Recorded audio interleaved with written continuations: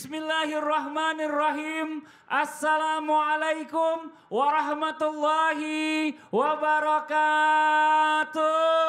Waalaikumsalam warahmatullahi wabarakatuh. Jamaah. Oh jamaah. Alhamdulillah. Alhamdulillahirrabbilalamin. Allahumma sholli ala Sayyidina Muhammad wa ala ali Sayyidina Muhammad. Rabbi shrahli sadri wa yassirli amri wa hlul 'uqdatam min lisani yafqahu qawli. Shadaqallahul azim. Jamaah Islami Dinda yang dirahmati Allah, masyaallah, alhamdulillah. Hari ini kita bertemu lagi di Islami Dinda dan terima kasih banyak buat jamaah dari Lampung ya yang sudah datang. Tepuk tangan lu dong buat jamaah dari Lampung. Dan juga dari Mabruk yang di depan, Masya Allah luar biasa. Dan juga jamaah Islami Dinda di rumah yang dirawat dirahmati Allah. Sebelum kita mulai pertemuan kita hari ini ya, ataupun membahas tema kita pagi hari ini, kita akan lihat dulu berita viral nih. Ada berita viral tentang rumah terbakar diduga timbun BBM. Ini ditayangannya. Nauzubillah min zalik ya Bu ya, serem ya ngeliat kayak gitu ya Bu ya. Ibu mau komentar apa? Nah ini dia. Ini dia. Gara-gara penimbunan BBM di mana-mana, maka menimbulkan banyak hal. Salah satunya BBM di daerah-daerah menjadi langka, kemudian banyak terjadi kebakaran-kebakaran. Ini merugikan banyak masyarakat. Ini bagaimana Pak Ustadz? Allah, luar biasa. Ibu namanya siapa Ibu? Bu Sarmi. Pakai apa Ibu? Bu Sarmi. Ibu dari Lampung apa dari Jawa? Dari Lampung Pak. Dari Lampung masa? Japung Pak. Ya, Lampung. Jawa Lampung. Japung. Jawa Lampung, lahirnya di Lampung karena transmigrasi. Oh Ya Masya betul, Allah. dulu orang tuanya transmigrasi. Tapi itu bagus ya Bu ya. Kalau misalnya Allah kasih balasan di dunia, jadi besok yang nimbun makanan perutnya meledak gitu ya. Ya harusnya ya, yang nimbun beras segala macam gitu. Ibu makasih banyak Ibu. Terima kasih. Boleh duduk lagi di tempatnya, boleh saya minta mic-nya, tepuk tangan dong. Silakan penjelasannya Ustadz. Izin Nabi dan Sasam. Bismillahirrahmanirrahim. Allahumma salli ala sayyidina Muhammad wa ala sayyidina Muhammad.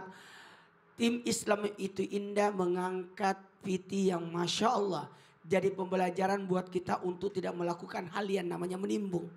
Bagaimana menyikapi menimbun ini? Ketahuilah yang namanya menimbun sangat terlarang. Apa? Menimbun. Aku tadi ngomong apa? Menimbung. Menimbun. Menimbun. Ya, baik. Menimbun itu sangat terlarang. Mohon maaf dalam al 2. Apa? Persoalan menimbun sesuatu kebutuhan. Kemudian kebutuhan dan yang kedua prioritas.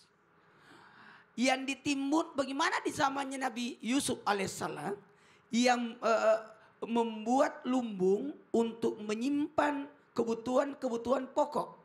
Ketahuilah dari dua hal ini kita harus lihat bahwa yang ditimbun ini, lihat dulu.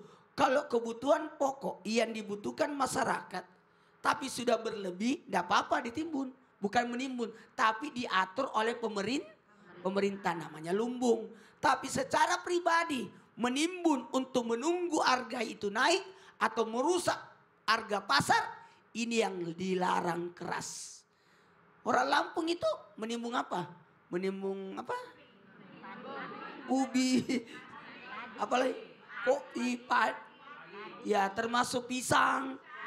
Apakah dia menimbun? Tidak. Mengolah dengan sebaiknya untuk kebaikan semuanya. Masya daripada Allah. mubazir. Benar. Itu. Jadi diolah bisa jadi keripik, Iya, jadi keripik, apa? ya. Iya, Ini salah Masya satu Allah. contoh. Tapi kalau menimbun dengan tujuan merusak pasar Nah, atau menunggu harganya naik atau mengambil hak orang sehingga harga-harga naik karena dia ngambil borong semua, itu yang terlarang. Masya Allah. Makasih banyak Ustadz Maulana. Tepuk tangan buat Ustadz Maulana.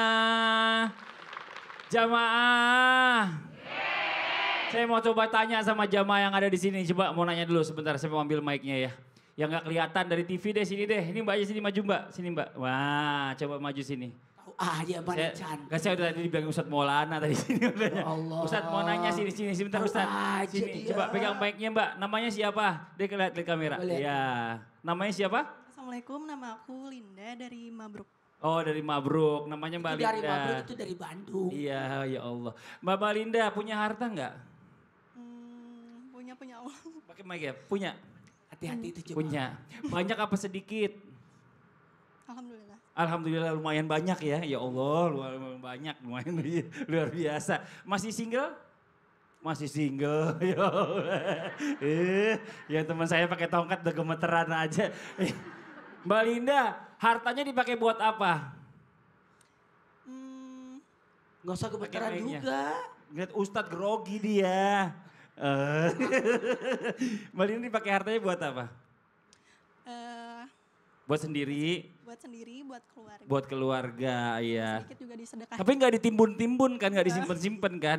Ingat nih Mbak Linda ya, buat semua jamaah yang hadir di sini. Gimana kalau kita langsung to the point? Apa tuh? Mbak Linda, coba lihat di sana. Ah. Kita akan bahas tentang ternyata ada harta yang dibawa mati. Ya, tepuk tangan. Oh tepuk tangan dong, ya Allah dibelain loh. Makasih Mbak Linda, ya Allah. Ustadz Maulana makasih. Kayak grogi Ustadz Maulana atau gimana? Harusnya Mbak Linda yang grogi nih, Ustadz Maulana yang grogi. Oke, sebelum kita bahas tema kita pagi hari ini ya, kita lihat dulu ada sebuah video tayangan ya tentang salah satu artis Indonesia bikin masjid di Uganda. Masya Allah ini di tayangannya. Masya Allah luar biasa ya buat sahabat kita Ivan Gunawan. Masya Allah mudah-mudahan berkah hartanya. Nah ini saya mau nanya sama Habib juga nih Bib. Emang bener ya katanya ada harta yang bisa dibawa mati. Padahal kan kita kan pulang atau rahmatullah itu nggak bawa apa-apa gitu loh. Ada yang bilang katanya kalau harta itu diwakafkan. Nah kalau udah denger kata wakaf nih pikiran kita tuh kayaknya wah mahal nih. Gede banget duitnya. Masjid ya kan. Terus juga ada pesantren atau mungkin sekolah. Atau mungkin Anda nggak wakaf-wakaf yang kecil gitu yang bisa bikin pahala juga. Mohon izin penjelasannya. Tepuk tangan buat guru kita Habib Usman. Fadol Bib. Puan Mas Fadli, Ustaz Maulana, Ustaz Syam. Bismillahirrahmanirrahim. Assalamualaikum warahmatullahi wabarakatuh. Waalaikumsalam warahmatullahi wabarakatuh. Alhamdulillahil wahidil ahad alladzi lam yalid wa lam yulad wa lam yakul lahu kufuwan ahad. Laisa kamitsli syai'un wa huwas samiul basir. Summa fasalli wa sallim mubarak ala sayyidina wa nabiyina maulana Muhammadin wa ala alihi wa sahbihi ajmain amma ba'du. Segala puji bagi Allah Subhanahu wa taala yang telah memberikan kita nikmat iman, nikmat sehat walafiat. Ya alhamdulillah penonton di rumah dan penonton di studio insyaallah mendapatkan ilmu yang bermanfaat dari guru-guru kita, bisa diamalkan untuk dirinya, suaminya, istrinya, anak-anaknya. Ya Allah, hari ini penuh dengan keberkahan dan keridhaan-Mu. Amin ya rabbal. Yang dikatakan bahwasanya sedekah zariyah, sedekah yang tidak putus sampai hari kiamat nanti, atau sedekah jariyah yang dia taruh yang berada dimanapun tempat, yang gak perlu mahal, yang bukan masjid, yang bukan pesantren, yang dia bisa wakafkan yang namanya Al-Quran. Selama Al-Quran itu dibaca dan selama Al-Quran itu ada dan layak untuk dibaca, maka pahalanya pun mengalir selama Al-Quran itu ada. Sama seperti pesantren dan masjid. Selama pesantren dan masjid itu ada, maka wakafnya atau sedekah jariahnya mengalir. Sampai kapan? Sampai itu barang tidak ada. Inilah yang dikatakan sedekah jariyah atau wakaf. Wakaf itu tidak memiliki kepemilikan kecuali buat umat. Dan tidak kembali lagi kepada sang pemilik. Karena sudah wakafkan. Sekecil-kecilnya wakaf bisa juga menaruh Al-Quran, taruh lampu, bohlam, atau taruh apa lagi? Taruh pasir, semen dan lain sebagainya itu wakaf. Selama semennya dipakai, pasirnya dipakai, keramiknya dipakai dan lain sebagainya berada di masjid ataupun pondok pesantren tersebut, maka niscaya pahalanya pun mengalir. Itulah yang dikatakan bahwasanya sekecil apapun yang kau keluarkan gak perlu besar-besar. Itulah yang dikatakan wakaf. Dengan niat untuk menyumbang. Dengan cari ridhonya Allah Subhanahu wa taala yang permanen. Dan tentu juga ada ceritanya. Rasulullah SAW ketika pada waktu musim paceklik, sangat paceklik. Maka dalam sabdanya Rasulullah SAW, man yastari bi'ara romah atau romah, ada yang namanya sumur romah atau rahmatun, yakni Sayyidina Umar bin Khattab, Sayyidina Utsman bin Affan, Sayyidina Ali bin Abi Thalib dan sahabat-sahabat yang lain berebutan gimana cara yang mendapatkan sumur tersebut. Tetapi ada satu sahabat Rasulullah yang dimana deketin Yahudi tersebut, ingin mendapatkan sumur itu. Maka Sayyidina Utsman bin Affan berusaha untuk membayarnya 1 hari milik Yahudi dan 1 hari milik Sayyidina Utsman. Dan semuanya berebutan untuk mendapatkan sumur dan membelinya. Tetapi pada waktu Sayyidina Utsman bin Affan membeli daripada sumur tersebut, maka gratis semuanya. Akhirnya Yahudi tersebut bingung, hari keduanya kok gak ada yang beli. Sepi. Karena kemarin bisa gratis. Akhirnya dijual lagi dengan harga 200.000 di Masya Allah. Akhirnya menjadi milik Sayyidina Utsman bin Affan dan diwakafkan. Makasih banyak Habib. Tepuk tangan buat Habib Usman. Masya Allah. Jamaah. Nganterin anak sekolah pakai apa? Pakai motor, pakai mobil. Ya, ada yang pakai motor, ada yang pakai mobil ya. Ada yang pakai bis tapi bayar. Iya, tapi ini Masya Allah. Kita lihat dulu ada video tayangan tentang rela arungi sungai demi antar anak-anak sekolah. Coba kita lihat tayangannya, ini dia. Ini Masya Allah ya, mudah-mudahan pemerintah yang menangani hal ini nonton nih. Jadi besok dibikin jembatan biar Pak Rudi juga nggak bisa terlalu capek lagi gitu. Maksudnya terlalu capek lagi. Terima kasih juga buat seluruh konten kreator yang begini-begini diviralin nih. Biar Iya, harus. juga pemerintah tahu gitu. Benar-benar tepat sasaran gitu. Tapi anyway ini luar biasa ini Pak Rudi tadi kita lihat ya. Dia mungkin nggak punya harta banyak tapi dia punya tenaga yang besar. Jadi dia ini benar-benar ikhlas dengan tenaganya itu bisa memberikan yang terbaik untuk orang lain. Nah ini ada katanya harta yang luar biasa yang dibawa saat kita wafat adalah harta yang kita pakai untuk membantu orang untuk menuntut ilmu. Nah pertanyaannya zaman sekarang ini kita lagi bingung nih Ustaz Syam nih. Yang mana yang lebih utama tadi menuntut ilmu atau orang zaman sekarang banyak yang butuh makan. Soalnya banyak yang pada di PHK, pecat. Ini Masya Allah. Mau ini penjelasannya Ustaz Syam. Tepuk tangan buat Ustaz Syam. Baik guruku Ustaz Maulana, guru kami Habib Utsman, Mas Fadli serta guru-guru kami dimuliakan Allah Subhanahu wa taala. Al-Qur'an surah An-Nahl ayat 43. أعوذ بالله من الشيطان الرجيم Allah. وما أرسلنا من قبلك إلا رجالا نوحي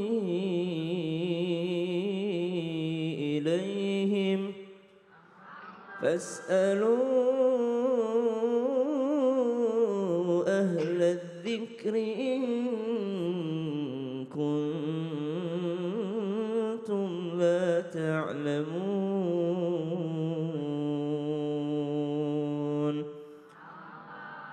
Harta tidak dibawa mati, tapi ternyata ada manfaat harta yang bisa dibawa mati. Salah satunya harta yang dikeluarkan untuk menuntut ilmu, baik itu untuk dirinya sendiri atau untuk orang lain. Makanya pernah kita dengarkan ketika sahabat Nabi SAW Ibnu Mas'ud ditanya, bimanil tal ilm, bagaimana caranya dapat ilmu? Beliau sampaikan, bilisanin saul, lisan yang selalu bertanya, wa qalbin aqul, hati yang terbuka selalu mau berpikir kritis. Kemudian yang ketiga mesti ada ini, wa kaffin badul, mesti ada biaya yang dikeluarkan untuk mendapatkan ilmu. Bahkan Imam Syafi'i menyampaikan bahwasanya hanya orang yang siap bangkrut yang bisa menjadi seorang alim. Maksudnya apa? Hanya orang yang siap mengeluarkan harta yang bisa menjadi seorang berilmu. Imam Malik yang kita terkenal sebagai ulama besar yang kaya raya, dahulu pernah menghabiskan seluruh hartanya